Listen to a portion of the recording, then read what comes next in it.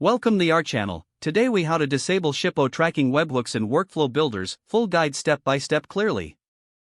To disable Shippo tracking webhooks in your workflow builders, begin by logging into your Shippo account. Once logged in, navigate to the dashboard. Locate the Workflows section in the sidebar. Click on Workflows to open the Workflow Management page. Identify the specific workflow that includes the tracking webhooks you want to disable. Click on the workflow name to access its settings. In the Workflow settings, find the Webhooks tab.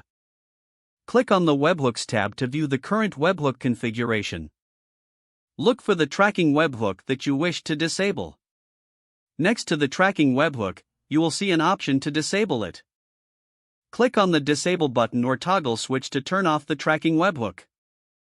A confirmation message may appear, asking you to verify your action. Confirm that you want to disable the webhook. After disabling, check that the status of the webhook is now shown as disabled. Once confirmed, navigate back to the main workflows. Your Shippo tracking webhook is now successfully disabled in the workflow builder. Make sure to save any changes if prompted. Now you can proceed with other workflow modifications or exit the workflow builder. This concludes the steps for disabling Shippo tracking webhooks in workflow builders. If the page does not load, refresh the browser or try again in a private or incognito window. Make sure you are using the correct email address, then retype it carefully to avoid small typos. If your password is not accepted, use the reset option and create a new strong password you can remember. Check your spam folder for verification or security emails, then complete any requested confirmation steps. Enable two-factor authentication if available to improve account security and reduce unauthorized access risk.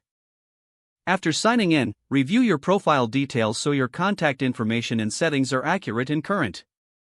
If you see an error message, note it down and try again after restarting your device and internet connection. Log out when you finish, especially on shared devices, to keep your account and payment information secure.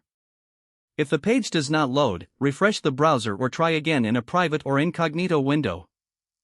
Make sure you are using the correct email address, then retype it carefully to avoid small typos. Don't forget to like this video and subscribe to our channel for more step-by-step tech guides.